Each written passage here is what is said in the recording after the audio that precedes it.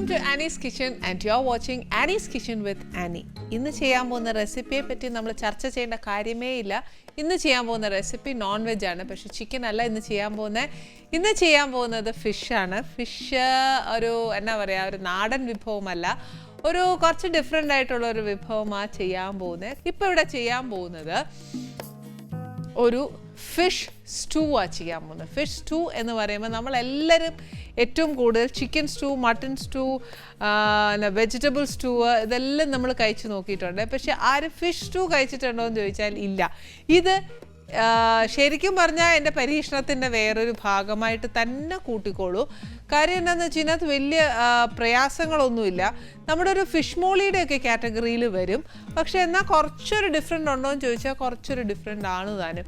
എന്നാൽ ചേർക്കുന്ന കാര്യങ്ങളിൽ 1-2 കാര്യങ്ങൾ ഫിഷ് മോളിയെ വെച്ച് നോക്കുകയാണെങ്കിൽ ഇച്ചിരി മാറ്റമുണ്ട്. നമ്മൾ ആക്ച്വലി ഇവിടെ ഫിഷ് മോളി അധികം ചെയ്തില്ല അല്ലേ. ഒരു ദിവസം നമുക്ക് ഫിഷ് മോളി ഉണ്ടാക്കാം. നല്ല ചൂട് വെള്ളയപ്പവും ഫിഷ് മോളി എന്ന് പറയുന്ന ടേസ്റ്റ് ചില്ലറയാണോ. അപ്പോൾ ഫിഷ് മോളിയും ബീഫ് ഒലത്തും ഒക്കെ ഉണ്ടെങ്കിൽ എന്നാ ടേസ്റ്റ്, അതിനെപ്പറ്റി കൂടുതലൊന്നും പറയണ്ട. ഇപ്പം നമുക്ക് പറയാനുള്ള കാര്യം എന്നാന്ന് വെച്ചാൽ ഇന്ന് ചെയ്യാൻ പോകുന്നത് ഫിഷ് സ്റ്റൂവിനെ കുറിച്ചാണ് പറയാനുള്ളത്. ഇതിന് വേണ്ടിയ കാര്യങ്ങൾ എന്നാന്ന് വെച്ചാൽ നമുക്ക് ഇവിടെ ഞാനിപ്പോൾ എടുത്തേക്കുന്ന ഒലീവ് ഓയിലാണ്. ഈ ഒലീവ് ഓയിൽ തന്നെ വേണം എന്നൊന്നുമില്ല, വെജിറ്റബിൾ ഓയിൽ ആയാലും മതി. പിന്നെ കുറച്ച് സവാള, പിന്നെ വേണ്ടത് ഒരു ഇച്ചിരി പച്ചമുളക്, ടൊമാറ്റോ, ക്യാപ്സിക്കം. ഇത് കുറച്ച് റെഡ് ഇപ്പം ഞാൻ കാണിച്ചേ. ഇനി വേണ്ടത് ഗ്രീൻ ആണ്. കുറച്ച് ടൊമാറ്റോ പേസ്റ്റ്, ഇച്ചിരി ഉപ്പ്, കുരുമുളക്, കുറച്ച് തേങ്ങാപ്പാൽ. ഈ മീൻ ശരിക്കും നെമ്മീനാണ് മേടിച്ചേക്കുന്നത്. ദശക്കട്ടിയുള്ള മീനാണ് ഏറ്റവും നല്ലത്. ഇച്ചിരി വെളുത്തുള്ളി, ഇതെല്ലാം പോയിട്ട് പിന്നെ വേണ്ടിയത് കുറച്ച് ഫ്രഷ് ക്രീമാണ് വേണ്ടിയത്. ഇത്രയും സാധനമാണ് നമുക്ക് ഈ ഒരു ഫിഷ് സ്റ്റൂവിന് ആവശ്യമുള്ളത്. ഇതിന് തന്നെ എന്നാ ചെയ്യേണ്ടതെന്ന് വെച്ചാൽ 2 ഓപ്ഷൻ ഉണ്ട്. ഒന്ന് എന്നാന്ന് വെച്ചാൽ കറി ഡയറക്റ്റായിട്ട് നമുക്ക് ചെയ്യാം. അതല്ല, ചില സമയത്തുണ്ടല്ലോ നമുക്ക് പറയാനൊക്കത്തില്ല, മീൻ ചിലപ്പോൾ പൊടിഞ്ഞു പോവേ. അപ്പോൾ പൊടിഞ്ഞു പോകുമ്പോഴത്തേക്ക് അതിനൊരു പ്രിക്വേഷനായിട്ട് നമുക്കൊരു കാര്യം ചെയ്യാം. മീനിനകത്തോടെ ഒരു ഇച്ചിരി ഉപ്പും കുരുമുളകും കൂടി ഇട്ടേച്ച് ഒന്ന് ഫ്രൈ ചെയ്ത് മാറ്റുമ്പോഴത്തേനുണ്ടല്ലോ അതിനൊരു ബലം കിട്ടും. അതാണ് ഏറ്റവും നല്ലത്. അപ്പോൾ ഒരു ഇച്ചിരി ഉപ്പും ഇച്ചിരി കുരുമുളകും, ആദ്യം ഒരു ഇച്ചിരി എണ്ണ ഒഴിച്ചോട്ടെ. ഇനി ഈ മീന് നമ്മൾ ഇച്ചിരി ഉപ്പും കുരുമുളകും കൂടി ഇട്ട് പുരട്ടി വെക്കണം. ഇത് ആക്ച്വലി നമുക്ക് ഒരുപാട് നേരം പുരട്ടി വെക്കണം എന്നൊന്നുമില്ല. ഇതൊന്ന് പുരട്ടിയേച്ച് ഉപ്പും കുരുമുളകും ഒന്ന് പുരട്ടിയേച്ച് അപ്പം തന്നെ ഫ്രൈ ചെയ്യാം.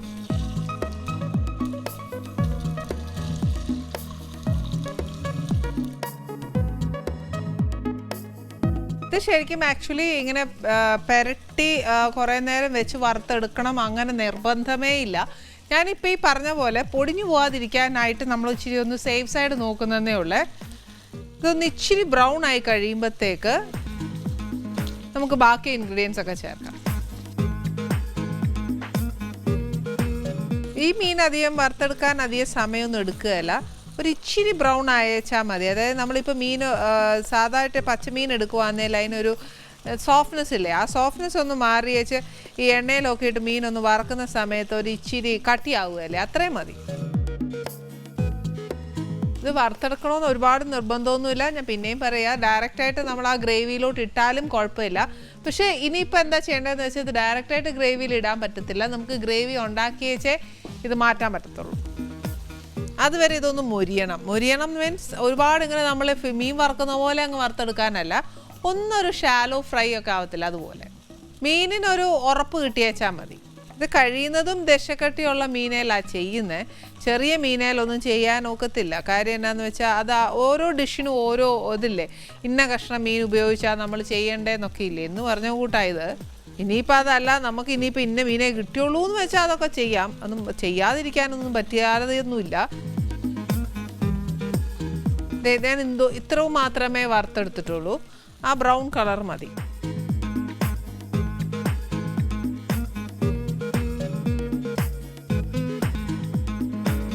ഇനിയിപ്പോൾ ഇതേ എണ്ണയിൽ കുറച്ച് എണ്ണ ബാക്കിയുണ്ടെങ്കിൽ അത് മതി. ഇതിപ്പോൾ ഒലീവ് ഓയിൽ ആയതുകൊണ്ടാണ് നമുക്ക് ഇത്രയും പുകയൊക്കെ വരുന്നത്. സാധാ ഓയിലാണെങ്കിൽ അങ്ങനെ വരികയില്ല. ഇനിയിപ്പോൾ എന്നാന്ന് വെച്ചാൽ ഈ ചൂടെണ്ണയിൽ തന്നെ ഞാൻ ഈ ഉള്ളി അങ്ങ് ഇടുക. ശരിക്കും ഫിഷ് മോളിക്ക് ഈ ഫിഷ് സ്റ്റൂനൊക്കെ ഈ ഉള്ളി ഒന്നും അധികം അങ്ങോട്ട് വാടത്തില്ല.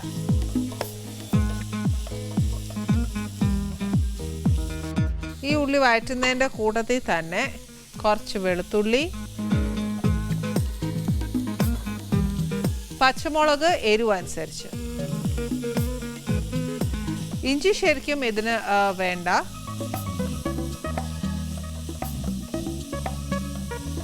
നമ്മൾ നേരത്തെ വറുത്ത് മാറ്റിയ എണ്ണയുടെ ഒരു ഇച്ചിരി എണ്ണ ഉണ്ടായിരുന്നുള്ളൂ. അപ്പോൾ അതിനകത്തോട്ട് ഒരു ശക്കല എണ്ണയും കൂടെ ഒഴിക്കുക. എണ്ണമയം ഇല്ലയെന്ന് ചോദിച്ചാൽ ഉണ്ട്, പക്ഷെ എന്നാലും ഈ ഉള്ളി ഇച്ചിരി ഒന്ന് വാടാനും വേണ്ടിയിട്ടുള്ള എണ്ണ ഇച്ചിരി വേണ്ടായോ. ഇച്ചിരി ഒന്ന് വാടാനായിട്ട് ഞാൻ ആ ഉള്ളിയിൽ ഒരു ഇച്ചിരി ഉപ്പിട്ട് കൊടുക്കുക. നേരത്തെ ഞാൻ മീനയിൽ ഇച്ചിരി ഉപ്പും കുരുമുളകും ഇട്ട് വറുത്ത് വെച്ചിട്ടുണ്ട്. അതിലും ഉപ്പുണ്ട്. ഇപ്പോൾ ഉള്ളിയിലും ഇച്ചിരി ഇടുക. വാടിയാൽ മാത്രം മതി. എപ്പോഴും ഞാൻ പറയുന്ന പോലെ ഒരു ബ്രൗൺ കളറൊന്നും ആവണ്ട. ഒന്ന് അതിൻ്റെ ആ ഒരു ക്രിസ്പിനെസ്സും ഒരു റോ ടേസ്റ്റും ഇല്ലേ, അതൊന്ന് മാറിക്കഴിഞ്ഞ് വെച്ചാൽ നമുക്ക് അടുത്തത് ചേർക്കാം.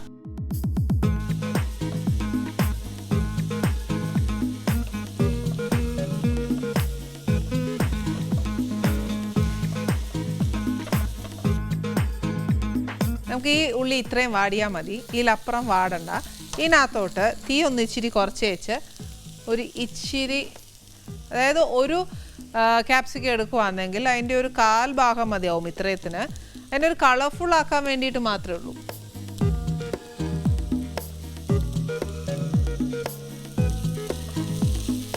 ഇതിൻ്റെ കൂടെ ആ കുറച്ച് ടൊമാറ്റോ പേസ്റ്റ്, ഒരുപാട് വേണ്ട, കുറച്ച് മതി.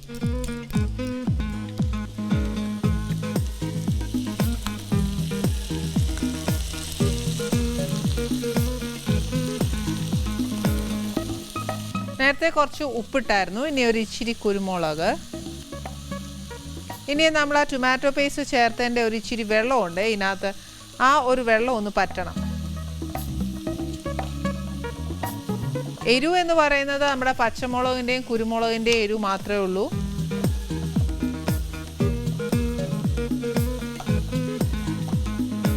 ഇപ്പം ഇതിനകത്ത് എല്ലാം നമ്മൾ ചേർത്ത്, ഉപ്പ്, പുളി, എരിവ് എല്ലാം ഉണ്ട്.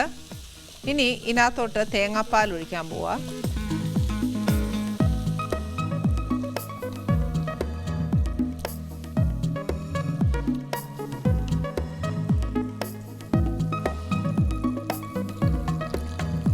നമുക്ക് ചാറ് എത്രയാണ് വേണ്ടതെന്ന് വെച്ചാൽ അതനുസരിച്ച് വേണം നമ്മൾ തേങ്ങാപ്പാൽ ഒഴിക്കാൻ. കട്ടി തേങ്ങാപ്പാൽ 1-ാം തലപ്പാലും ലൈറ്റായിട്ട് 2-ാമത്തെ പാലും എടുക്കുക. അത് പോരാ, 1-ാം പാൽ നല്ലോണം എടുക്കുകയാണെന്നുണ്ടെങ്കിൽ ഫ്രഷ് ക്രീം നമ്മൾ ചേർക്കുന്നുണ്ട്. അപ്പോൾ കുറച്ച് കൊഴുക്കാനും ഒക്കെ ആയിട്ട് അത് ധാരാളം മതിയാവും. പിന്നെ എരിവ് ഭയങ്കര സ്പൈസി ആയിട്ടുള്ള ഒരു ഡിഷ് അല്ല ഇത്. സ്റ്റൂ അല്ലേ. സ്റ്റൂ ആകുമ്പം നമുക്കറിയാം എത്ര സ്പൈസിനെസ് ഉണ്ടെന്നുള്ളത് അറിയാം. പിന്നെ ഏറ്റവും കൂടുതൽ കുരുമുളകിൻ്റെ ടേസ്റ്റാണ് മുന്നേ നിൽക്കുന്നത്. അത് നമ്മൾ കുറച്ച് തല്ലി ഇടുക എന്നേൽ അത് ഇച്ചിരി കടിക്കാനായിട്ട് കിട്ടും. ഇനി നമ്മൾ ഈ ചേർത്തേക്കുന്ന കംപ്ലീറ്റ് സാധനം നല്ലോണം ഒന്ന് തിളച്ച് കഴിഞ്ഞ് കഴിയുമ്പോഴത്തേക്ക് നമ്മൾ ഈ വറുത്ത് വെച്ച മീനും കൂടി ഇടും. മീനിന് ഒത്തിരി വേവൊന്നുമില്ല, ഒരു ഇച്ചിരി മതി. അത് കഴിയുമ്പോഴത്തേക്ക് എന്നാ ചെയ്യണം, നമ്മൾ ഈ ഫ്രഷ് ക്രീമും കൂടെ ഒഴിച്ച് അതങ്ങ് തിളയ്ക്കാറാകുമ്പോഴത്തേക്ക് അങ്ങ് ഓഫ് ചെയ്തു. ചിലപ്പം നമ്മൾ ഈ ഫ്രഷ് ക്രീം ഒഴിച്ച് വെച്ച് മീനും എല്ലാം കൂടെ കിടക്കുമ്പോഴത്തേക്ക് പിരിഞ്ഞു പോകാൻ ചാൻസ് ഉണ്ട്. പക്ഷേ മീനയിൽ ഇച്ചിരി ഫ്രഷ് ക്രീമൊക്കെ പിടിക്കുകയും വേണ്ടേ. അതുകൊണ്ടൊരു കാര്യം ചെയ്തു, ഒരു 1/2 പോർഷൻ മീൻ ഇടുന്നതിന് മുമ്പ് നമ്മുടെ ഈ ഗ്രേവിയെ തന്നെ കുറച്ച് ഒഴിച്ചോ.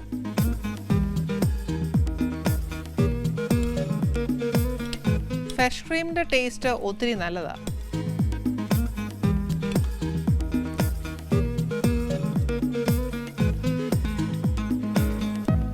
ഇതിനകത്തോട്ട് നമ്മൾ ഈ വറുത്ത് വെച്ചേക്കുന്ന മീൻ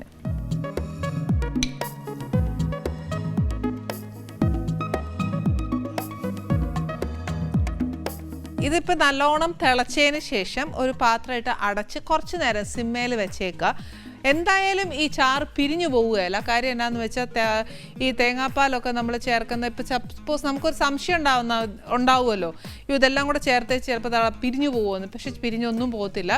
അഥവാ നമ്മളിപ്പോൾ പിരിഞ്ഞു പോവുകയാന്നേ തന്നെയും ടെൻഷൻ ആക്കണ്ട. ഈ മീനൊന്ന് ഇച്ചിരി വെന്ത് അതിൻ്റെ കൂടെ അങ്ങ് ചേരുമ്പോഴത്തേക്ക് ഇച്ചിരി പിരിഞ്ഞു കിടന്നാലും നമ്മൾ ഈ ഫ്രഷ് ക്രീം അങ്ങോട്ട് ചേർക്കുമ്പോഴത്തേക്കും ഉണ്ടല്ലോ ആ പിരിഞ്ഞതൊന്നും കാണുകയില്ല, അല്ലെങ്കിൽ തന്നെ അറിയത്തില്ല പോലും ഇല്ല, പിരിയത്തില്ല. അത് ഞാൻ ഫുൾ ഗ്യാരണ്ടി. അതുകൊണ്ട് പിന്നെ അതിനെപ്പറ്റി ചിന്തിക്കേണ്ട കാര്യമില്ലല്ലോ. ഇനിയിപ്പോൾ ഇത് കുറച്ച് നേരം, അതായത് ഇപ്പോൾ ഈ സമയത്ത് ഉപ്പ്, എരിവ്, പുളി എല്ലാം നോക്കിക്കൊള്ളുക. ഇതിനൊക്കെ കുറവുണ്ടെന്ന് തോന്നുവാണെങ്കിൽ ഇനി ഈ കാണാൻ വേണ്ടിയിട്ട് മാത്രമാണ് നമ്മളൊരു ഇച്ചിരി ടൊമാറ്റോ ചേർക്കുന്നത്. ഇതിൻ്റെ കൂടെ വഴന്ന് ചേരുവൊന്നും വേണ്ട. ആ പുളി ഒരു ഇച്ചിരി ഇറങ്ങിയേച്ചാൽ മാത്രം മതി, to make it more colourful. അത്രേ ഉള്ളൂ. അതല്ല ടൊമാറ്റോയുടെ ടേസ്റ്റ് ഇഷ്ടമാണ്, അതിൻ്റെ ആ ഒരു ഗ്രേവിയുടെ ഇഷ്ടമാണെന്ന് തോന്നുവാണെങ്കിൽ കുറച്ചുകൂടെ ടൊമാറ്റോ നമ്മൾ നേരത്തെ വഴറ്റുന്നതിൻ്റെ കൂട്ടത്തിൽ ചേർക്കാം. ഇതിപ്പോൾ എന്നെ സംബന്ധിച്ച് ഞാൻ പറയുവാണെങ്കിൽ ഈ ടൊമാറ്റോ ഇതിനകത്ത് ഇട്ട് മീനിൻ്റെ കൂടെ ഒന്ന് തിളയ്ക്കുന്നതാണ് നല്ലത്. അതിനകത്ത് ഉടഞ്ഞു പോകണ്ട, അതിനോട് ചേരണ്ട. ഇതാണ് ഇതിൻ്റെ ഫിഷ് സ്റ്റൂ എന്ന് പറയുന്ന ടേസ്റ്റ്. ഇതിനകത്തൊന്നും ഇല്ലല്ലോ എന്ന് ചോദിച്ചാൽ അങ്ങനെ ചിന്തിക്കരുത്, നല്ല ടേസ്റ്റാണ്. കാരണം ഇച്ചിരി ഒരു നമ്മുടെ ചിക്കൻ സ്റ്റൂ ഒക്കെ ഇല്ലേ എന്ന് പറഞ്ഞ പോലെ ഇരിക്കും ഇതിൻ്റെ taste. To make it more tastier, നമ്മുടെ ആ മീൻ വറുത്തില്ലേ അതൊരു ഒലീവ് ഓയിൽ ഇച്ചിരി ഒഴിച്ച് ഇച്ചിരി ബട്ടറും കൂടെ ഒഴിച്ച് വറക്കുവാന്നേൽ കുറച്ചുകൂടെ നല്ല ടേസ്റ്റാണ്. പിന്നെ എല്ലാവരും എന്നെ വഴക്ക് പറയാനല്ലേ പിന്നെയും ഫാറ്റ് ഫുഡ്സ് ഉണ്ടാക്കുകയെന്നും പറഞ്ഞു. അതുകൊണ്ട് കൂടുതൽ വഴക്ക് കേൾക്കണ്ടല്ലോ എന്ന് വിചാരിച്ചിട്ടാണ് ഇന്ന് ഒലീവ് ഓയിലിൽ മാത്രം നിർത്തിയത്. ബട്ടർ ഇടുവാണെങ്കിൽ കുറച്ചുകൂടെ നല്ല. പിന്നെ ഒരു ടിപ്പും കൂടെ ഞാൻ തരാം. ഇത് നമ്മൾ വാങ്ങാൻ സമയത്ത് നമ്മൾ ഈ ഫ്രഷ് ക്രീമും കൂടെ എല്ലാം ഒഴിച്ചെടുക്കുന്ന സമയത്ത് ഒരു ശകലം നെയ്യും കൂടെ ചേർത്ത് കൊടുക്കുകയാണെന്നുണ്ടെങ്കിൽ ഈ പറഞ്ഞ പോലെ ഒരു ചിക്കൻ്റെ ഫ്ലേവർ അല്ലെങ്കിൽ ആ ചിക്കൻ സ്റ്റൂവിൻ്റെ ഒക്കെ ഒരു ഫ്ലേവർ കുറച്ചുകൂടെ വരും. ഇതിനകത്ത് നമ്മൾ മസാലാസ് ഒന്നും ഇടുന്നില്ല. വേണമെന്ന് തോന്നുകയാണെങ്കിൽ ഒരു കഷ്ണം പട്ടയും 2 ഏലക്കായും വേണമെങ്കിൽ മാത്രം ഇട്ടേക്കുക, if you want any spices. അല്ലാതെ ഒന്നും ചേർക്കാനില്ല. കുരുമുളകാണ് എൻ്റെ ഏറ്റവും മുന്നിട്ട് നിൽക്കുന്ന സ്പൈസ് എന്ന് പറയുന്നത്, വേറെ ഒന്നുമില്ല. ഈ ചിലർക്ക് ഇതിനകത്ത് ഇച്ചിരി മഞ്ഞൾപ്പൊടി ചേർക്കും. മഞ്ഞൾപ്പൊടി ചേർക്കുമ്പോൾ ഓൾമോസ്റ്റ് നമ്മുടെ ഫിഷ് മോളിയുടെ കാറ്റഗറിയിലേക്ക് പോകും. ആ ഫാമിലി ആണോ എന്ന് ചോദിച്ചാൽ ഓൾമോസ്റ്റ് ആണ്. സ്റ്റൂ ആണോ എന്ന് ചോദിച്ചാൽ സ്റ്റൂവിൻ്റെ ഫാമിലിയിലും പെടുത്താം. ഇതൊക്കെ നമ്മുടെ ഓരോ പരീക്ഷണമാണ്. പക്ഷെ നല്ലതായതുകൊണ്ട് മാത്രമേ എൻ്റെ പ്രേക്ഷകരുടെ മുമ്പിൽ ഞാൻ കൊണ്ടുവരുള്ളൂ. എല്ലാവരും ട്രൈ ചെയ്ത് നോക്കുക.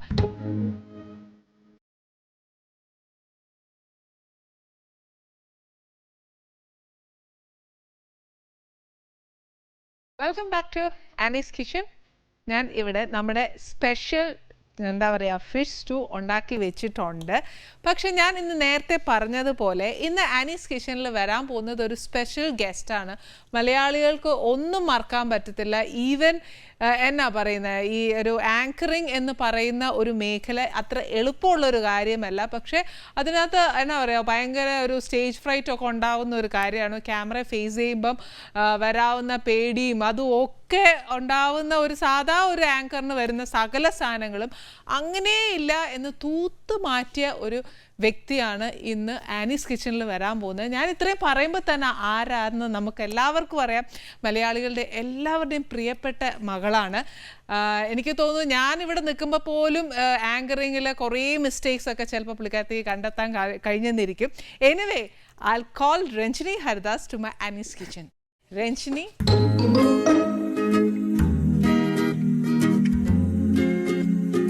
Hearty welcome. Thank you. I'm so happy that you are here. ഞാൻ എന്നെ കണ്ടപ്പോൾ തന്നെ ചേച്ചി ഇംഗ്ലീഷിലേക്ക് ആയി. വാ തുറന്ന ഇംഗ്ലീഷേ പറയത്തുള്ളൂ, മലയാളം ഒന്നും രഞ്ജിനിക്ക് അറിയാം. ഇന്ന് ഉറപ്പിച്ചോ ഒരു not you won't utter a word in English. ശ്രമിക്കാം. അപ്പോൾ അവിടെ ഇരുന്നിട്ട്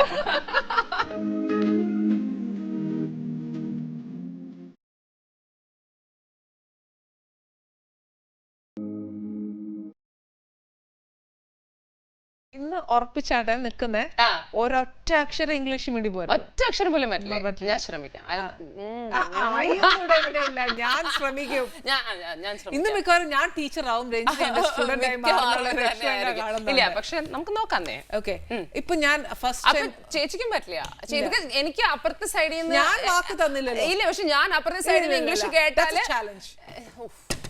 ചാലഞ്ച് ഒക്കെ വരുമ്പോ എനിക്കൊരു പ്രശ്നം. ചാലഞ്ച് ഒരിക്കലും എന്ത് പറഞ്ഞാലും കുഴപ്പമില്ല. ശരി, എന്റെ ബോൾ എന്റെ കോട്ടിലാണ്. നമുക്ക് നോക്കാം. ഈ ഓക്കെ പറയാൻ പറ്റുമോ? ഓക്കെ പിന്നെ പോട്ടെ. മലയാളം അപ്പൊ മലയാളമാക്കി രഞ്ജിനി അതിനെ മലയാളമാക്കി. ഓക്കെ ഓക്കെ മാത്രം സംഭവിച്ചു. അത് ഡീലാക്കി. ഓക്കെ. പിന്നെ ഫസ്റ്റ് ടൈം എനിക്ക് ചോദിക്കാനുള്ള ഒരു കാര്യം ആസ് ഞാനിപ്പം രഞ്ജിനി ഇൻട്രൊഡ്യൂസ് ചെയ്ത പോലെ തന്നെ ആങ്കറിങ് ഒരു വിഷയമേ അല്ല എന്ന് പറഞ്ഞിട്ടാണ് യു സ്റ്റാർട്ടഡ് അല്ല? ശരിക്കും ഒരു സ്റ്റേജ് ഫ്രൈറ്റ് വേണ്ട, ഒരു ഫസ് വേണ്ട, ഒന്നും വേണ്ട, അത് ഇറ്റ്സ് സോ ഈസി എന്നുള്ള രീതിയിൽ അന്ന് ഈ ഒരു മേക്ക് ഓവർ തന്നെ മാറ്റിക്കളഞ്ഞു വെൻ യു എൻറ്റേർഡ്. എനിക്ക് തോന്നുന്നു അത് പ്രേക്ഷകർക്ക് തോന്നിയതല്ലോ. അല്ല, ബിക്കോസ് എന്തുകൊണ്ടെന്നാൽ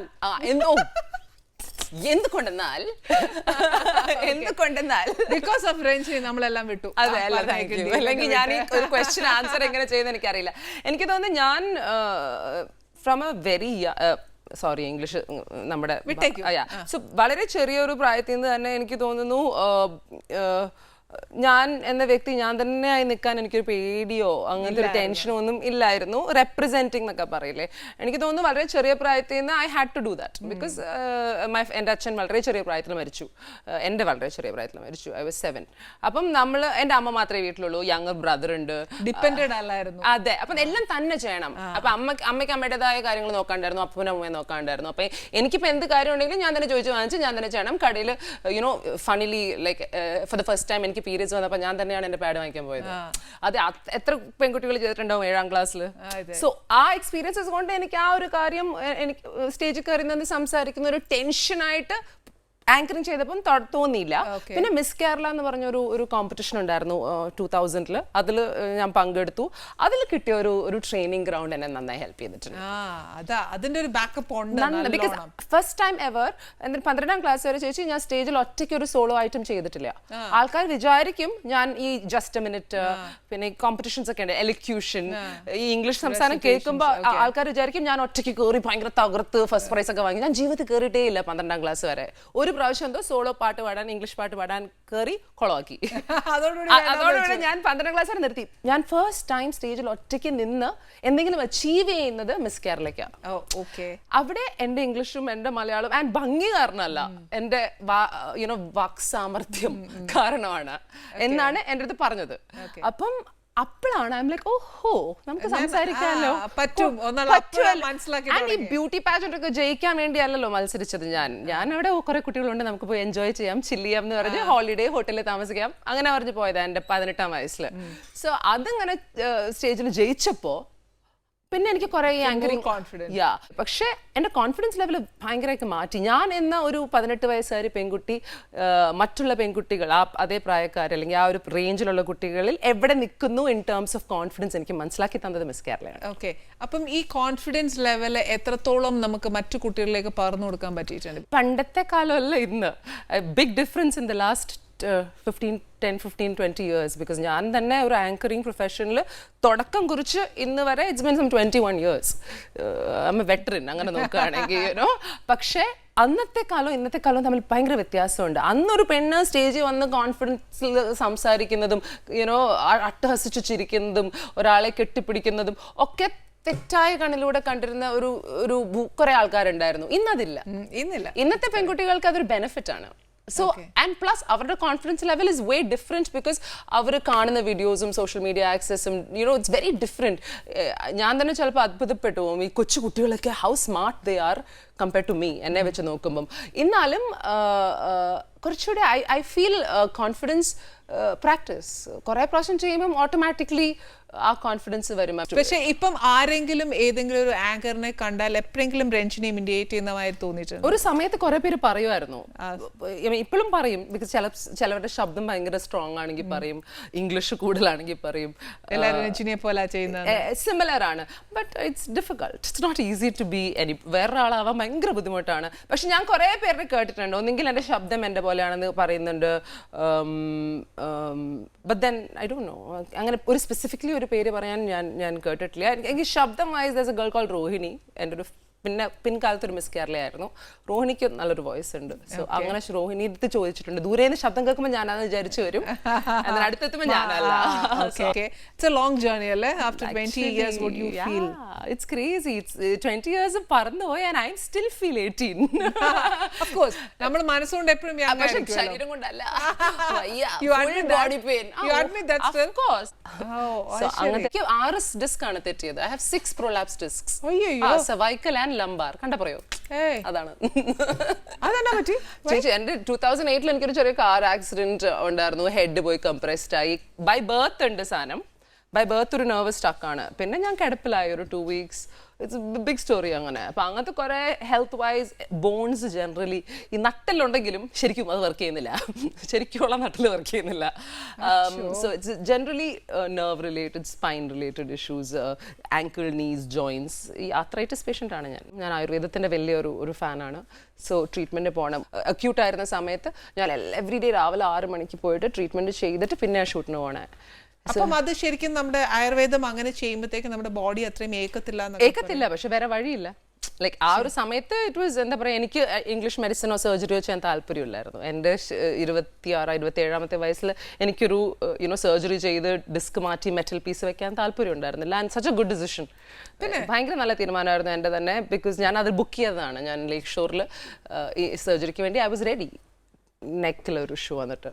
പക്ഷെ ലക്കിലി ഈ ഒരു ആയുർവേദ ട്രീറ്റ്മെൻറ്റ് ആദ്യം തുടങ്ങിയപ്പം ഐ ഡിഡ് സം 21 days. ആയുർവേദം അറിയാവുന്നവർക്കറിയാം അതൊരു ചെയ്യുന്ന രീതിയുണ്ട്.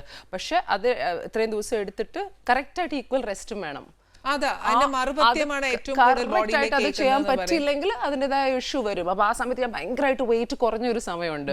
ഭയങ്കര ലീന. അത് ആക്ച്വലി ട്രീറ്റ്മെന്റിന്റെ ഒക്കെ കാരണം ഹെക്റ്റിക് ആയതുകൊണ്ടായിരുന്നു.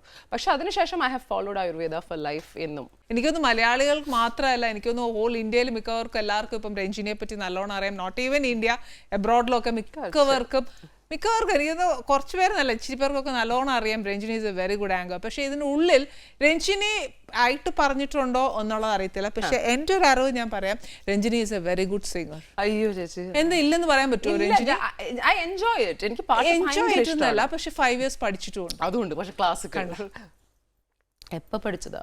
എൻ്റെ 5ാം ക്ലാസ്സിൽ 5 to 10. It's very fun. ഞാൻ തന്നെ പറഞ്ഞിട്ടുള്ളതാ. ബിക്കോസ് ആൾക്കാർ എന്നെ കാണുമ്പോൾ വിശ്വസിക്കുന്നില്ല ഞാൻ പാട്ട് പഠിച്ചിട്ടുണ്ടെന്ന്. 5 വർഷം ശാസ്ത്രീയ സംഗീതം വളരെ ബുദ്ധിമുട്ട്. പാടിയിട്ടുണ്ട്, ഞാൻ പാടിയിട്ടുണ്ട്. ബട്ട് സിനിമ ഇപ്പൊ ഒരു കാര്യം ചെയ്യും, ഒരു വരി പാടിത്തരും. ഹിന്ദിയാ മലയാളം ഐ ക്യാൻ, പക്ഷേ ഐ പ്രിഫർ. ഗസബ് കാ ഹൈ ദിൻ देखो जरा ये दीवानापन सोचो जरा तुम हो अकेले हम भी अकेले ही मजा आ रहा है कसम से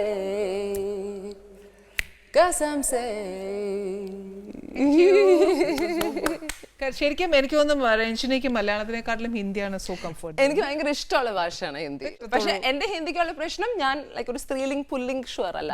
തുമാര ഹമാര ഹമാരി ഒക്കെ പോവും. എസ്പെഷ്യലി സ്ത്രീലിംഗ് പുല്ലിംഗ്. അപ്പൊ ഹിന്ദിയിൽ അതാണല്ലോ പെണ്ണ് സംസാരിക്കുന്ന. മലയാളത്തിൽ അതില്ല, വെരി ലിറ്റിൽ. അപ്പൊ അതിന്റെ അതിലൊന്നും നമ്മൾ നോക്കുന്നില്ല. Not at all. അപ്പൊ ഞാൻ ചിലപ്പോ ഹിന്ദിക്കാർ വരുന്ന ഷോയിൽ ഞാൻ ഭയങ്കര ഹിന്ദിക്ക് സംസാരിക്കും. എന്നിട്ട് അവര് വന്ന് പറയും ജസ്റ്റ് മലയാളി സംസാരിക്കൽ ഫൈൻ, ഹിന്ദി സോ വെൽ ഒരു ചമ്മലും ഇല്ലാതെ അഡ്മിറ്റ് ചെയ്യാം. Okay, but you had a good show with Shahrukh Khan അല്ലേ? ഒരു സ്റ്റേജ് ഷോ ഉണ്ടായിരുന്നല്ലേ? I think few shows, 3 or 4 shows. അതെ, കുഞ്ഞുനാളിൽ ഇദ്ദേഹത്തിന്റെ ഒക്കെ കുറെ ഫിലിംസ് കണ്ടിട്ടാണ് ഞാൻ ഹിന്ദി പഠിച്ചത്. സ്റ്റേജിൽ ഇറ്റ് ഡസന്റ് മാറ്റർ. സ്റ്റേജിൽ ആരും വന്നാലും ഐ എം നോട്ട് ബോതേർഡ്. അപ്പൊ എനിക്ക് എന്റെ കയ്യിലുള്ള സാധനം തീർത്താൽ മതി. ലൈക് കറക്റ്റ് സ്ക്രിപ്റ്റ് അനുസരിച്ച് it has to finish. I'm not a big, എനിക്ക് ഭയങ്കര ഈ ഫാൻഡം ഫാൻ ഗേൾ അങ്ങനത്തെ ആളല്ല. No, I'm not. Ranjini is always free അല്ലേ? എല്ലാം അങ്ങനെ ഓപ്പൺ ആയിട്ട് പറയാം. അത് ഭയങ്കര പാരയാ, ഇത്രയൊന്നും ഓപ്പൺ ആവരുത് ഇപ്പോഴും. അത് ഇൻ എ വേ നല്ലതല്ലേ? I love it. അല്ലേ, നമുക്കൊരു ഗിൽറ്റി കോൺഷ്യസ് ഇല്ല, ഒന്നുമില്ല അല്ലേ? നമുക്കൊരു ഗിൽറ്റി കോൺഷ്യസ് ഇല്ല, ഒരു ബേർഡൻ ഇല്ല, ഒന്നുമില്ല. ഉറങ്ങാം മനസ്സമാധാനത്തോടെ രാത്രി. ഉള്ളതെല്ലാം അങ്ങ് വെട്ടി തുറന്ന പോലെ. നിങ്ങൾ ഏത് രീതിയിൽ എടുത്തോ, ഐ ജസ്റ്റ് ഡോണ്ട് കെയർ. ഇത് ഞാനാ. മറ്റൊരാളെ ഒരു ഹേർട്ട് ചെയ്യാതെ ഞാൻ I can be my self. അതുപോലെ എന്നെ ഹേർട്ട് ചെയ്യാതെ യു ബി യുവർ സെൽഫ്. എന്നെ ഹേർട്ട് ചെയ്താൽ ഞാൻ തിരിച്ചു കൊത്തും. പിടിക്കും. റിയാക്ട് ചെയ്യുന്ന എങ്ങനെ രഞ്ജിനി? ഐ മീൻ ഇപ്പൊ രഞ്ജിനെ ഹേർട്ട് എന്നെ ചെയ്യുന്ന ഹേർട്ട് ആയാലും ഞാൻ റിയാക്ട് ചെയ്യും. എന്റെ പ്രിൻസിപ്പിൾസിനെ ഹേർട്ട് ആയാലോ. ഇപ്പൊ എന്റെ പ്രിൻസിപ്പിൾസ് തന്നെ ഇപ്പൊ ചേച്ചി വിശ്വസിക്കുന്ന കുറെ കാര്യങ്ങളുണ്ടാവും. ചേച്ചി ഗ്രൂ അപ്പ് ചെയ്ത കുറെ കാര്യങ്ങളുണ്ടാവും. അപ്പം ആ കാര്യങ്ങൾക്ക് ചേച്ചിക്ക് ഒരു വർഷം ഇപ്പം യുനോ ഞാൻ ചെറുപ്പത്തില് കാറിൽ നിന്ന് പ്ലാസ്റ്റിക് പുറത്തെറിയുമായിരുന്നു. ഇപ്പം ഞാൻ അറിയത്തില്ല. ബിക്കോസ് ഞാൻ എന്റെ ജീവിതത്തിൽ വളർന്ന് ഞാൻ എടുത്തൊരു തീരുമാനമാണ്. അപ്പൊ എന്റെ വണ്ടിയിലിരുന്ന് വേറെ ആൾ പ്ലാസ്റ്റിക് പുറത്തിറങ്ങിയാൽ ഞാൻ പറയും ഹലോ പുറത്തിറങ്ങി എടുക്കുക. I will say it because എനിക്ക് I think that's good you know. പക്ഷെ അല്ലെങ്കിൽ എറിയുന്നതിന് മുമ്പ് തന്നെ ഞാൻ പറയും എറിയരുത്, വണ്ടിയിലിട്ടോ.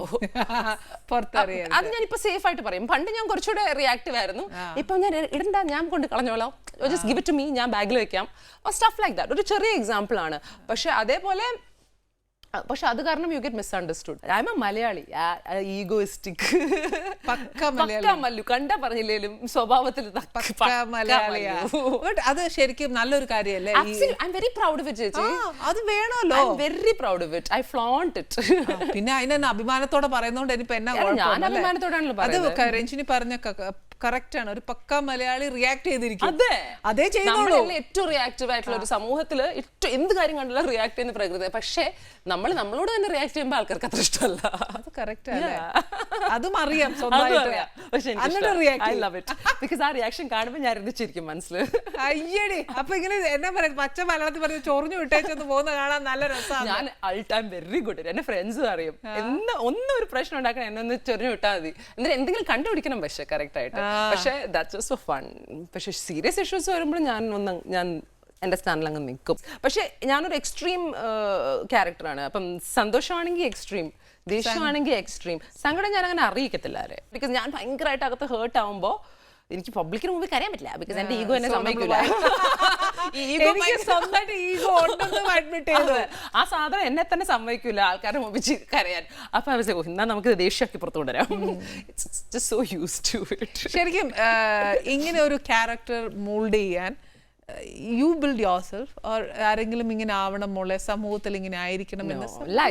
Life build me. അത്രേ ഉള്ളൂ. എന്റെ ജീവിതം എന്നെ ഇങ്ങനെയാക്കി. ഒരു അച്ഛനില്ലാതെ വളരുന്ന കുട്ടികൾ, പെൺകുട്ടികൾ ഇൻ പെർട്ടിക്കുലർ, ബിക്കോസ് എനിക്ക് എക്സ്പീരിയൻസ് അവിടെ ഉള്ളൂ, പെർട്ടിക്കുലർലി കുറച്ചുകൂടെ ബോൾഡ് ആയിരിക്കും. സൊസൈറ്റി നമ്മളെ ആക്കും. Because I still remember, you will not believe it, ഞാൻ എൻ്റെ പ്രായം ഈ ടീനേജ് കൗമാരപ്രായം ആയിക്കൊണ്ടിരിക്കുന്ന സമയം. സോ എൻ്റെ അമ്മയും അനിയൻ is very small, 5-6 years old. And ആ സമയത്ത് ഞങ്ങൾ ഒറ്റയ്ക്ക് താമസിക്കുന്നത് കടവന്ത്രയിലൊരു വീട്ടിൽ. അപ്പോൾ എനിക്ക് പ്രായം കൂടുമ്പം നമ്മളുടെ സൊസൈറ്റിയിലുള്ള ഈ വായി നോക്കി ചേക്കന്മാരൊക്കെ ഇങ്ങനെ അവിടെ കൂടെ ഒക്കെ ഇങ്ങനെ നടക്കും. അപ്പം എൻ്റെ അമ്മമ്മയ്ക്ക് ടെൻഷനായി തുടങ്ങി, യുനോ ലൈക്ക്. എന്നിട്ട് ഒരു പ്രാവശ്യം ഞാനും എൻ്റെ ഒരു ഫ്രണ്ടും പുറത്തിരുന്ന് സംസാരിക്കാതെ ഞാൻ പറഞ്ഞിട്ടുണ്ട് എവിടെയോ. എൻ്റെ വീട് ഒരു വഴിയാണ്. അപ്പം അതിൻ്റെ മെയിൻ റോഡിലിരുന്ന് ഒരു ഈ മണ്ണൊക്കെ കൂട്ടിയിടൂലേ, അതിന് മുകളിൽ അവൻ്റെ ബൈക്ക് സൈഡിലോട്ട് ഞങ്ങളിരുന്ന്, one of my guy friends, college, school, nothing. അപ്പോൾ ഞങ്ങളിരുന്ന് സംസാരിച്ചുകൊണ്ടിരുന്നപ്പോൾ ഒരു ചെക്കൻ വന്ന് അലമ്പ്. ഞാനൊരു ആൺകുട്ടിയുടെ കൂടെ അവിടെ സംസാരിച്ചുകൊണ്ടിരിക്കുമ്പം ഒരു കള്ളു കുടിച്ച് ആ ഏരിയയിലുള്ള ഒരാൾ വന്നിട്ട് ഭയങ്കര പ്രശ്നം. അപ്പുറത്തെ വീട്ടിലെ ആൾ ഓടി വരുന്നു, ഇപ്പുറത്ത് വരുന്നു. ഞാൻ ടെൻഷൻ അടിച്ചു പോയി. Because I was very like 7th standard, 8th standard, 9th standard. അപ്പോൾ എൻ്റെ അമ്മ ഓടി വന്നു. എന്താ പ്രശ്നം എന്ന് പറഞ്ഞാൽ അമ്മ ഷീ ജസ്റ്റ് സെഡ്, എനിക്കറിയാവുന്ന കുട്ടിയാണ്, അവരവിടെ നിന്ന് സംസാരിച്ചു, ഒരു കുഴപ്പമില്ല, നീ അവിടെ നിന്ന് സംസാരിച്ചോളാം പറഞ്ഞു. That I saw. അപ്പം ഇത്രയും പറഞ്ഞാൽ മതി, ആൾക്കാർ പൊക്കോളൂ, അത്രേ ഉള്ളൂ. പ്രതികരിച്ചാൽ അതിൽ സത്യം ഉണ്ടെങ്കിൽ പീപ്പിൾ വിൽ ഗോ. പിന്നെ അമ്മ പറഞ്ഞു മതി, കൂടുതൽ നേരം നിൽക്കട്ടെ, ദുരുപയോഗപ്പെടുത്തരുത്, നൈസായിട്ട് ഹാൻഡിൽ ചെയ്യണം. രഞ്ജിനി ഇപ്പം ആങ്കറിംഗിൽ വന്നു, ഓക്കെ, ഇനി അതിനകത്ത് വേറെ ആളില്ല എന്ന് തന്നെ സ്റ്റിൽ നൗ ആരും അങ്ങനെ കടത്തി വെച്ചതായിട്ട് ഇതുവരെ ആർക്കും അറിവില്ല മലയാളികൾക്കൊന്നും. ഇത്രയും നല്ല സ്മാർട്ട് യങ് ലേഡി ഒരിക്കലും ഫിലിമിലേക്ക് വരണം എന്നും you want to become an actress or a heroine എന്നാണ്? I've never felt that. But you did a movie അല്ലേ? I've done കുറച്ച് പിന്നെ അതൊക്കെ ഒരു രസത്തിന് അതും എക്സ്പീരിയൻസ് ചെയ്യാം. അവിടെ എന്തൊക്കെയാണ് സീൻ, അവിടെ എന്താ രസം, ഒരു ക്യൂരിയോസിറ്റി. പക്ഷെ ഒരു ആക്ട്രസ് ആവണം അല്ലെങ്കിൽ അഭിനയിക്കില്ല എന്ന് ഒരിക്കലും പറഞ്ഞിട്ടുമില്ല. പക്ഷെ ഐ ഗസ് ഞാൻ അതിനുവേണ്ടി എഫേർട്സ് എടുത്തിട്ടില്ല. ഞാൻ അതിനു വേണ്ടി ഒന്നും ചെയ്തിട്ടില്ല. ഒരു പ്രാവശ്യം ഐ സ്റ്റിൽ റിമെമ്പർ, സ്കൂളിൽ പഠിക്കുന്ന സമയത്ത് I won't say famous Malayalam director, അദ്ദേഹത്തെ മീറ്റ് ചെയ്തപ്പം എൻ്റെ അമ്മ എന്നെ കൊണ്ടുപോയത്. സോ ആ ഡയറക്ടർ അമ്മയടുത്ത് പറഞ്ഞൊരു അഡ്വൈസ് ഉണ്ട്, ഈ ഇൻഡസ്ട്രിയിൽ മോളെ സൂക്ഷിച്ചൊക്കെ കൊണ്ടുപോകണം, ബിക്കോസ് അച്ഛനില്ല എന്ന് അറിയാമായിരുന്നു ആ ഡയറക്ടറിന്. And maybe that advice stuck in my head, maybe. പക്ഷേ the fact of the matter is nothing is wrong with any industry, okay? നമ്മൾ നിൽക്കുന്ന പോലെയല്ലേ നമ്മുടെ കൂടെ ആൾക്കാർ നിൽക്കത്തുള്ളൂ. So I was പക്ഷേ I was so young. അപ്പം എന്നിട്ട് ഞാൻ അമ്മയുടെ ചൂടായി, ലൈക്ക് എന്തിനാണ് എന്നെ ഇതിനൊക്കെ എനിക്ക് ഓഡിഷനും കിട്ടും. എൻ്റെ ഒരു പ്രാവശ്യം മിസ് കേരള കഴിഞ്ഞ ഒരു ഓഡിഷൻ ചെയ്തു എൻ്റെ ചേച്ചി സുരേഷ് ഏട്ടനായിരുന്നു മിസ് കേരളയ്ക്ക് എൻ്റെ ക്രൗണിങ്, ഓക്കെ? അപ്പം മിസ് കേരളയുടെ വിജയ് സുരേഷ് ഏട്ടൻ ഐ തിങ്ക് ഏതോ സിനിമയിൽ ഓഡിഷൻ, സിനിമയുടെ പേര് അറിയുന്നില്ല, സൂപ്പർ ഹിറ്റായ ഒരു സിനിമയാ, ഓക്കെ? ആ സിനിമയിൽ എന്നെ ഓഡിഷന് വിളിച്ചു. അപ്പോൾ ഓഡിഷനിൽ ക്യാമറയുടെ അപ്പുറത്ത് നിൽക്കുന്നതും എനിക്കറിയാവുന്ന ഒരാളാണ്. അവരൊക്കെ ഇങ്ങനെ നിൽക്കുവാന്നേ. അപ്പം എൻ്റെ അടുത്ത് ഒരു സീനൊക്കെ തന്നിട്ട് പറഞ്ഞു. അപ്പം ഞാൻ ഈ സീൻ നോക്കിയിട്ട് പൊട്ടിച്ചിരിച്ചു.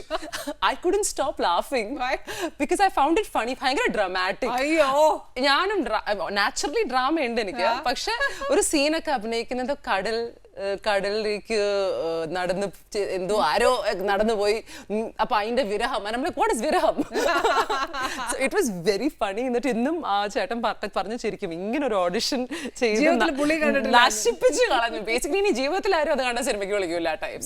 ബേസിക്കലി ഞാൻ ചോദിക്കുന്നത്, സ്മാർട്ട് ലേഡി ഇങ്ങനെയൊക്കെ ചെയ്യുമ്പോഴത്തേക്ക് നാച്ചുറലി ഒരു ഓഫർ വരേണ്ടതാണ്. ബട്ട് ഐ ഡോണ്ട് തിങ്ക് ഞാൻ അതിനെ ഫോളോ അപ്പ് ചെയ്തിട്ടില്ല.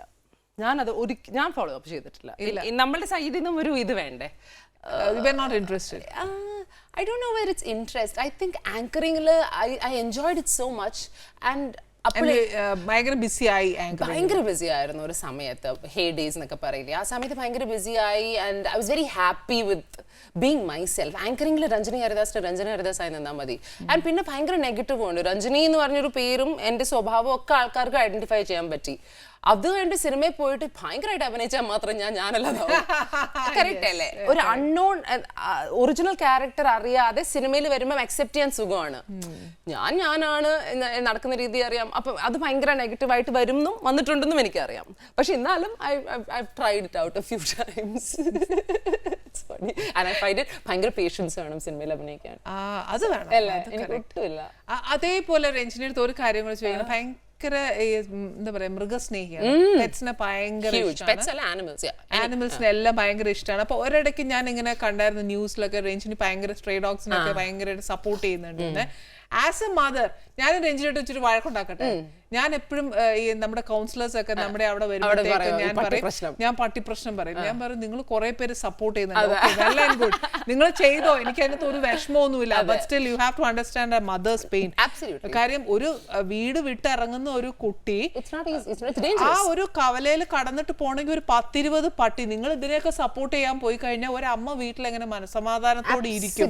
പിന്നെ നിങ്ങൾ ഇതിനെന്തെങ്കിലും ചെയ്യുക, അല്ലാതെ ഞങ്ങളെ നേർക്കിട്ട് വന്ന് ചാടിയിട്ടൊന്നും കാര്യമില്ല. പിള്ളേരെ മനസ്സമാധാനത്തോടെ വിടണം. ബിക്കോസ് എന്താ പറയാ, രഞ്ജിനി എന്റെ വീട്ടിൽ തന്നെ പിള്ളേർ എന്നാ ചെയ്യുന്നത്, ഞങ്ങൾ സൈക്കിൾ മേടിച്ചു കൊടുത്തു. അയ്യോ, സൈക്കിളിന്റെ പുറകെ വന്നിട്ട് ഇവന്മാരുണ്ടല്ലോ, അമ്മേ പട്ടി മേടിക്കാൻ വരുന്നേ, ഗേറ്റ് തുറന്നോന്ന് പറഞ്ഞിട്ട് ഇവന്മാര് കേറി വരുന്നേ. അപ്പൊ ഞാൻ രഞ്ജിനി ഇതിനെല്ലാം സപ്പോർട്ട് ചെയ്തു. കൊച്ചിനെ കണ്ടു കഴിഞ്ഞാൽ വെച്ച് കൊടുത്തു, സപ്പോർട്ട് ചെയ്തോ, വേണ്ടെന്നല്ല പറയുന്നത്. പക്ഷെ അവിടെയാണല്ലോ മിസ്കമ്മ്യൂണിക്കേഷൻ. എന്നാ ചെയ്ത ശരിക്കും എന്നാ ചെയ്തേന്നല്ല, ഇവിടെ എന്ത് പ്രശ്നം എന്നറിയാവോ, ഇതിനെ കൊല്ലുകയല്ല. That is not the solution. കൊന്നാൽ വേറെ വീണ്ടും വരും, അത്രേ ഉള്ളൂ. അവിടെയാണ് പ്രശ്നം. എന്റെ റിയാക്റ്റീവ് പോയിന്റും ഇതാണ്. പക്ഷെ ഞാൻ ഒബ്വിയസ്ലി ഒരു കാര്യം പറയുമ്പോൾ അത് മര്യാദയോടെ ഇരുന്ന് പറയാൻ എനിക്ക് അറിയില്ലല്ലോ. You understand? എന്റെ ഫേസിൽ വരുന്ന ആ ഒരു വികാരവും ആ എക്സ്പ്രഷനും ഒക്കെ കാണുമ്പോൾ വിചാരിക്കും ഞാൻ ആരെയോ കൊല്ലാൻ വരുവാണെന്ന്. ഞാൻ പറയുന്ന കാര്യം ഭയങ്കര സെൻസിബിൾ ആയിരിക്കും. പക്ഷെ അത് മനസ്സിലാക്കുന്നത് എൻ്റെ ഒരു എക്സ്പ്രഷനും എൻ്റെ ആ ഒരു ഞാൻ അത് പുറത്തേക്ക് കൺവേ ചെയ്ത രീതിയിലും ആ മുഖഭാവത്തിലും ആ ഒരു ദേഷ്യത്തിലും മറ്റൊക്കെ മുങ്ങിപ്പോവും. It is how I convey the message that is the problem. അപ്പം ഞാൻ പറഞ്ഞിരിക്കുന്നത് എന്താ, അതിൻ്റെ ഒരു റൂട്ട് കോസ് കണ്ടുപിടിക്കുക. റൂട്ട് കോസ് വേസ്റ്റ് ആണ്. റോട്ടിൽ നമ്മൾ തന്നെ, കുടുംബങ്ങൾ തന്നെ, ഈ അമ്മ തന്നെ, ഏതമ്മയായാലും ഇടുന്ന പച്ചക്കറി, whatever, chicken, അതെന്തുകൊണ്ടാ? The government is not providing us proper wastage. So who should we be blaming? നമ്മൾ ആരെ ബ്ലെയിം ചെയ്യണം? Government, the system, corporation, system അത് ക്ലിയർ ചെയ്താൽ ഈ പട്ടികൾ പോവും ചേച്ചി, ഉറപ്പാ. അപ്പൊ പിന്നെ ഇതിനെ കൊന്നാൽ പ്രശ്നം എന്താണ്? കൊന്നോ, ഇപ്പൊ എനിക്ക് നിങ്ങൾ 10 പട്ടിനെ കൊന്നാലും എനിക്കൊരു പ്രശ്നമില്ല, നിങ്ങൾ 10 മനുഷ്യനെ കൊന്നാലും എനിക്കൊരു പ്രശ്നമില്ല. ഐ ഡോണ്ട് കെയർ, ബിക്കോസ് ഞാൻ സൂപ്പർ സെൽഫിഷ് ആണ്. അങ്ങനെ ഐ എം വെരി. പക്ഷെ എനിക്ക് ഇമോഷൻ വരാൻ കാരണം തെറ്റായ കാര്യങ്ങൾ ആൾക്കാർ മനസ്സിലാക്കുന്നുണ്ടാണ്. ദാറ്റ് ഇസ് വേർ ഞാൻ പറഞ്ഞില്ലേ, it's not right. What is not, it is not right. പിന്നെ നിയമപരമായി ഇറ്റ് കാൺ ബി ഡൺ. കൊല്ലാൻ പാടില്ല എന്ന് നമ്മുടെ ഇന്ത്യൻ ഗവൺമെന്റിന്റെ മറ്റേ കോൺസ്റ്റിറ്റ്യൂഷനോ അതിനകത്ത് എഴുതി വെച്ചിട്ടുണ്ട്. നിയമം മാറ്റിയാൽ ഞാൻ മിണ്ടായിരിക്കാം. ഒരു പകുതി 95 കാര്യങ്ങൾക്ക് നിങ്ങൾക്ക് ലീഗലി ഫോളോ ചെയ്യണം. ഈ കാര്യങ്ങൾ വരുമ്പോൾ നിങ്ങൾ ഇല്ലീഗലായ കുഴപ്പമില്ല. No, I'm sorry, you follow the rules. അല്ലെങ്കിൽ റൂൾസ് മാറ്റിയത് അവിടെയാണ് പ്രശ്നം. അവിടെയാണ് റേഞ്ചർ റിയാക്ട് ചെയ്തത്. തല്ലിക്കൊല്ല. ചേച്ചി, ഹൗ കെൻ യു ഒരു മൃഗം, ഒരു ജീവനല്ലേ തല്ലിക്കൊല്ല, ലൈക്ക് പട്ടാക്ക് വടി വെച്ച് അടിച്ചു. ഞാൻ ഡെഡ് ബോഡീസ് ഞാൻ തന്നെ എത്ര എണ്ണം പോയി കണ്ടിട്ടുണ്ടെന്ന് അറിയാം. What ever it might be, there's a way, like there are injections you give, you know. രീതിയുണ്ട് ഇതിനെ കൊള്ളുന്നത്.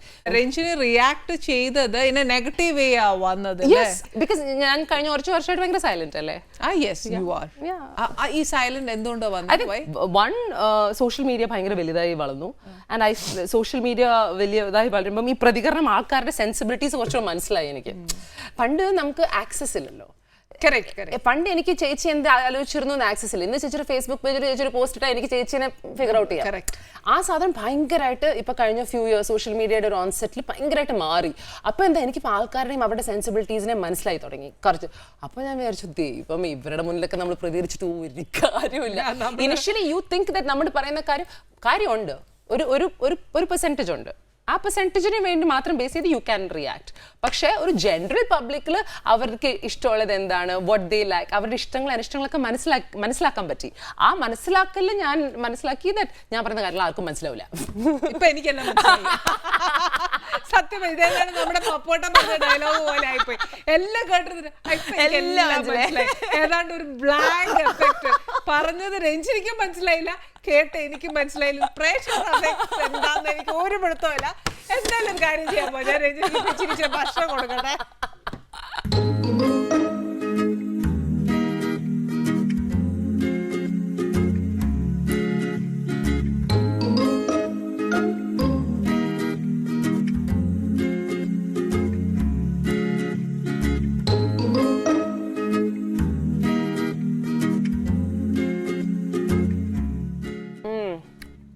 It's very nice. രഞ്ജിനി ഉള്ളതുപോലെ പറയുന്ന ഒരു കുട്ടിയാന്നറിയാം. It's spicy. Pepper spice, പക്ഷേ കുറച്ച് ഒരു പച്ചമുളകും ഇട്ടിട്ടുണ്ട്, അത്രേ ഉള്ളൂ. അത് ആ സ്പോട്ട് ഹിറ്റ് ചെയ്യുന്നു, അത്രേ ഉള്ളൂ. Nothing more than that. Yeah, yeah. അപ്പൊ എല്ലാരും ഇനി ഇതും കൂടെ ഒന്ന് ട്രൈ ചെയ്ത് നോക്കും. നമ്മളെല്ലാരും ഈ പറഞ്ഞ പോലെ മീൻകറി മുളകിട്ട് അല്ലെങ്കിൽ അരച്ച് പെരട്ടി വറുത്ത് ഒക്കെ കഴിക്കുന്നതിൽ ഒരു ക്വൈറ്റ് ഡിഫറെന്റ്. നല്ലതാ. It's nice. രഞ്ജിനി ആങ്കറിങ് അല്ലാതെ ഏതെങ്കിലും വേറെ field you love to have? Field ഏതെങ്കിലും? ബിക്കോസ് ഡയറക്ഷൻ ഉണ്ട്, മ്യൂസിക് ഉണ്ട്. There are two things I love in life. എനിക്ക് ആ കലാരൂപം ഭയങ്കര അധികം ദൈവം തന്നിരുന്നെങ്കിൽ, അല്ലെങ്കിൽ ഞാനത് ചെറിയ പ്രായത്തിൽ തൊട്ട് പഠിച്ചിരുന്നെങ്കിൽ എൻ്റെ ലൈഫ് ഞാൻ അതിന് സമർപ്പിക്കുന്നത് ഞാൻ തന്നെ ഇങ്ങനെ വിചാരിക്കാറുണ്ട്. പക്ഷെ ചിലപ്പം ഒന്നും നടക്കത്തില്ല, ബിക്കോസ് ജീവിതം എങ്ങനെയാ പോകുന്നത് നമുക്ക് അറിയത്തില്ലല്ലോ. So one is music and one is classical dance.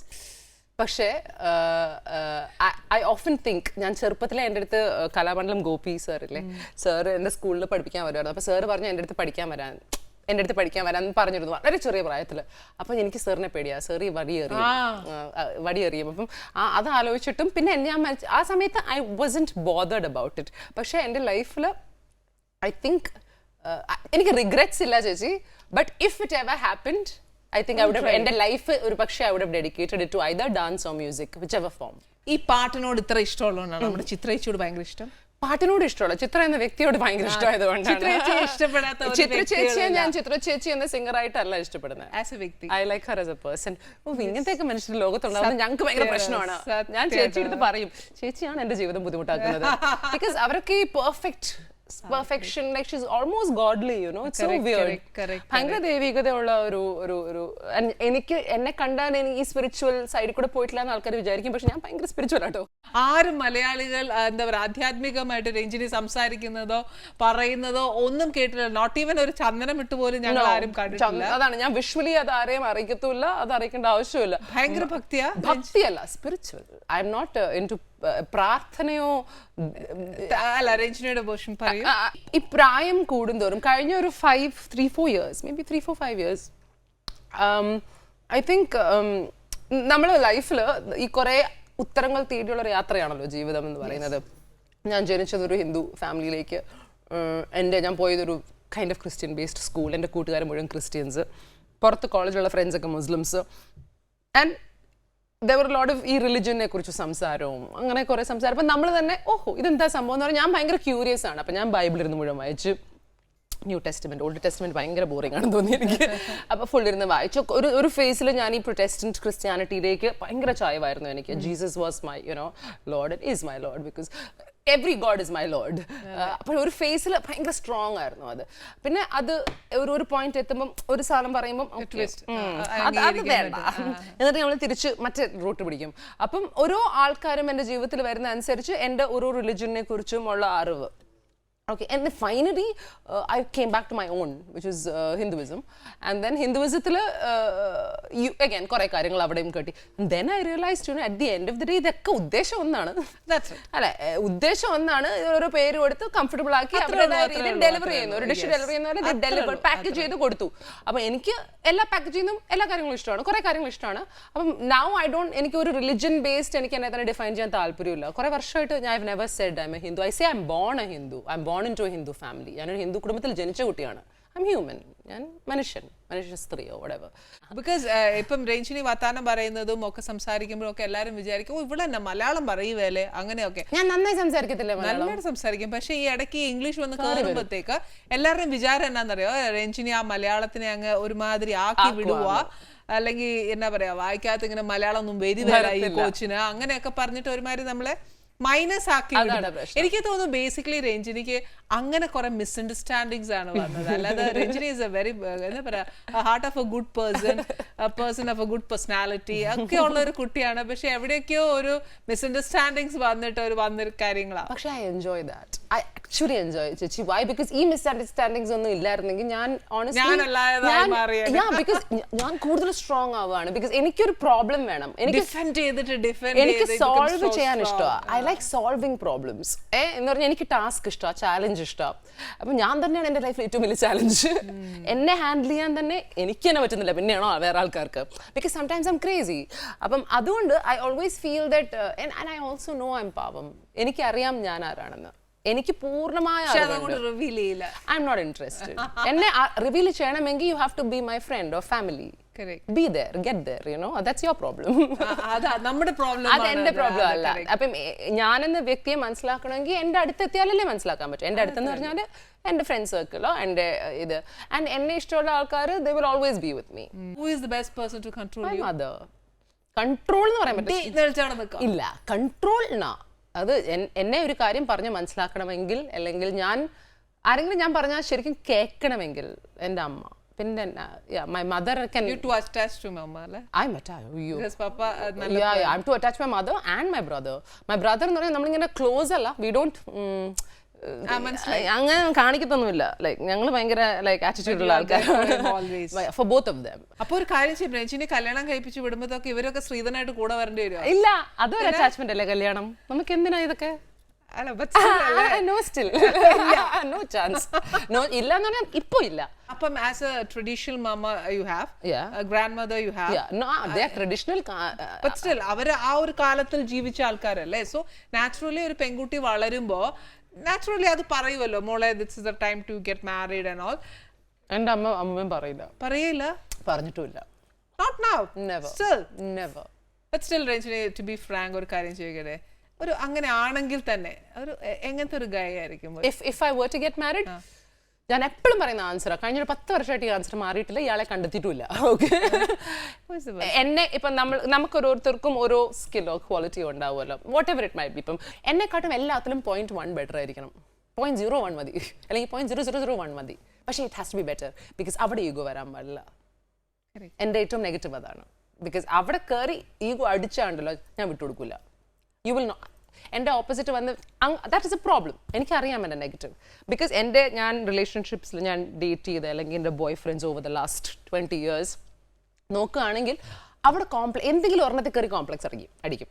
What ever it might be. ഇപ്പം കോംപ്ലക്സ് അടിക്കുന്നത് may be the life I live or what ever. ഞാൻ ഭയങ്കര ഫ്രീ ആയതുകൊണ്ട് എൻ്റെ ജീവിതം I live it very free. എൻ്റെ തീരുമാനങ്ങളൊക്കെ ഞാനാണ് എടുക്കുന്നത്. എൻ്റെ ഡിസിഷൻസ് ഞാൻ ഭയങ്കര ഇൻഡിപെൻഡൻ്റ് ആണ്. എനിക്ക് ഒരാളുടെ അടുത്ത് കാര്യം ചോദിക്കേണ്ട ചെയ്യാൻ. ആൻഡ് അപ്പം അതൊക്കെ മനസ്സിലാക്കാൻ പറ്റണം. അത് മനസ്സിലാക്കണമെങ്കിൽ അതേ അനുഭവങ്ങൾ അദ്ദേഹത്തിനും ഉണ്ടായിരിക്കണം. അപ്പം ആ ഏരിയയിൽ ഞാൻ ഭയങ്കര ട്രഡീഷണൽ ആണ് അങ്ങനെ. I want that man to be better than me in every way. Because he can handle you. Yeah, who can handle control exactly you. correct. അങ്ങനത്തെ ആള് വരണം. I'm so happy, Renchi. I'm so happy and I'm very thankful to you.